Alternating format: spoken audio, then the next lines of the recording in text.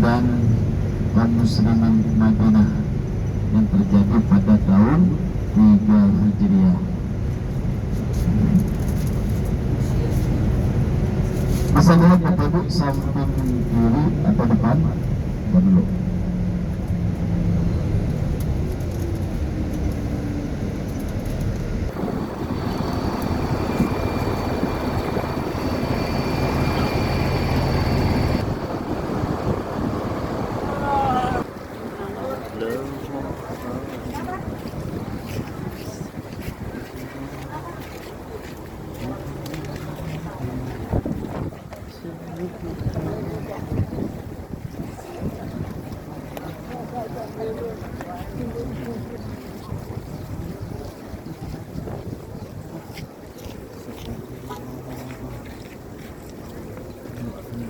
Gunung Uhud.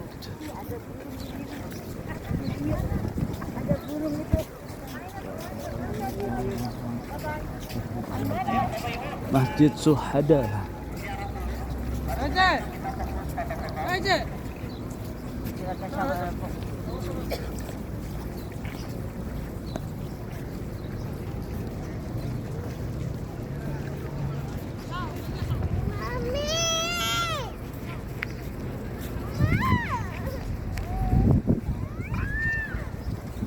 Ke makam paman Nabi Muhammad.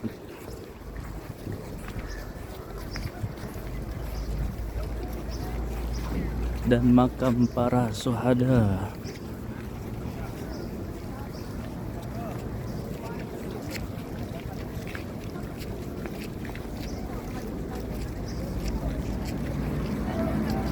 Penampakan Gunung Uhud.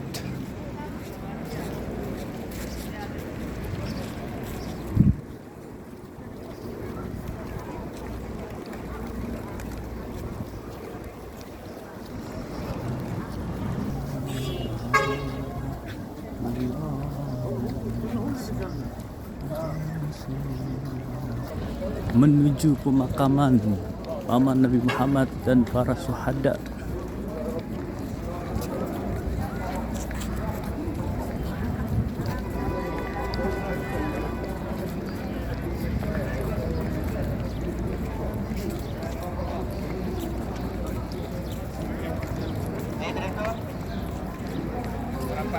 Direktur. Ya, merapat yang di belakang lebih cepat. Sayyidina Muhammad wa ala alihi Sayyidina Muhammad. Inilah dia pemakaman para syuhada dan paman Nabi sallallahu alaihi wasallam.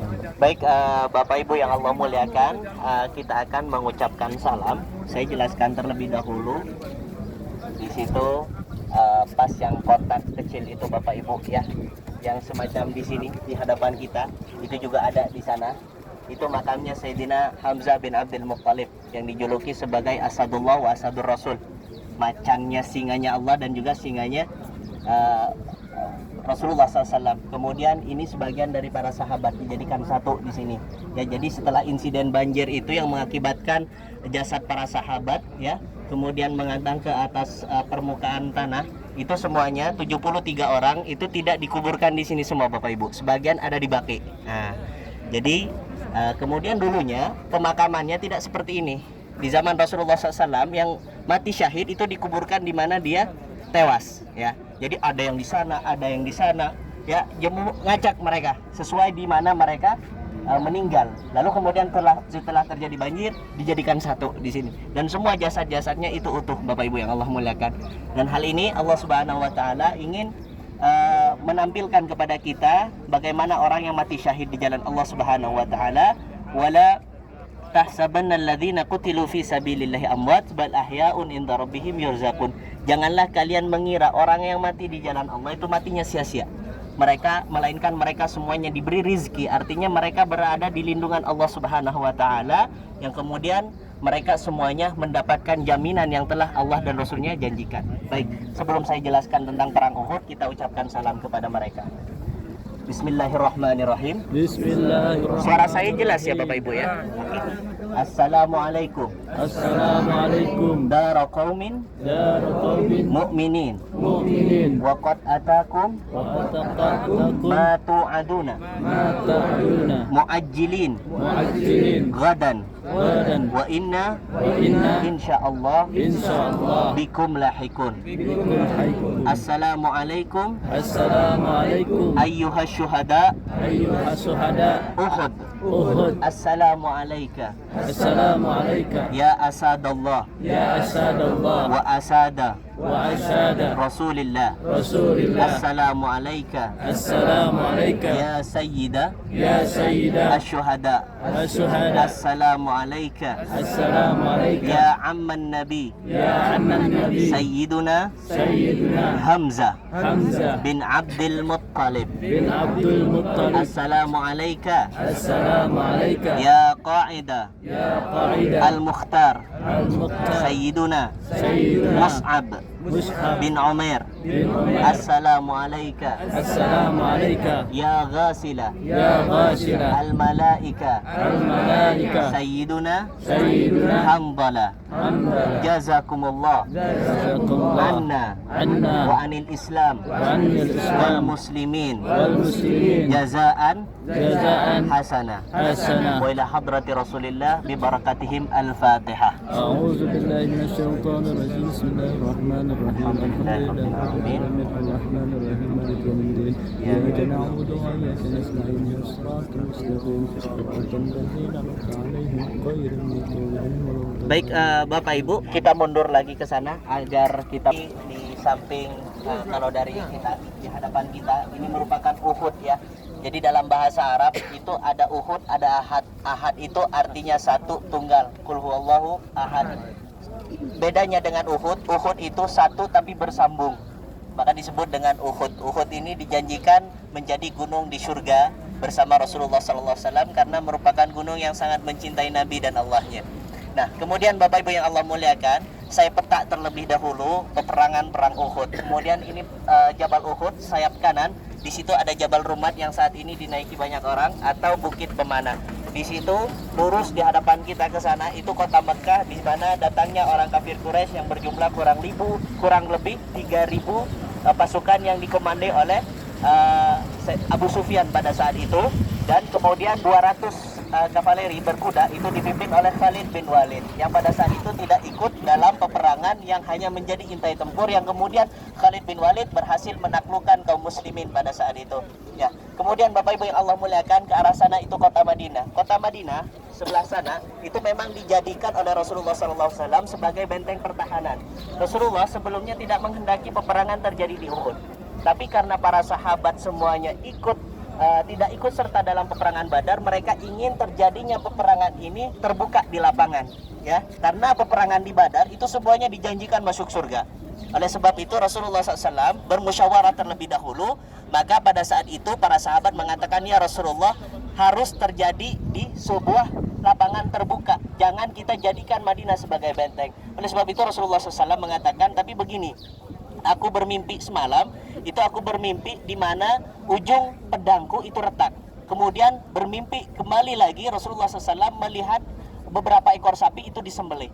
Takwilkan ya Rasulullah. Setelah ditakwilkan, maka ujung pedang yang retak itu adalah daripada keluargaku yang akan meninggal. Kemudian yang sapi disembelih itu adalah sahabat-sahabatku yang meninggal. Kemudian Rasulullah SAW, ya, para sahabat pada saat itu terbenung, memikirkan sesuatu. Kemudian Rasulullah masuk ke kamarnya memakai pakaian perang, ya, dengan pedang terhunus, kemudian keluar. Nah, pada saat itu para sahabat, kok kayak kita maksain pendapat kita ya? Jangan-jangan ini adalah wahyu dari Allah Subhanahu wa Ta'ala. Pada saat itu semua para sahabat yang ikut serta dalam musyawarah semuanya pada saling menyalahkan. Ini salah kamu, ini salah kamu. Akhirnya apa? Diputuskan oleh Sayyidina Hamzah bin Abdul Muttalib. Oke, kalau seperti ini aku yang akan bicara kepada Rasulullah. Ketika Rasulullah keluar dengan lengkap baik pakaian baju perangnya, lalu beliau mengatakan, ya Rasulullah, kita jadikan Madinah sebagai benteng.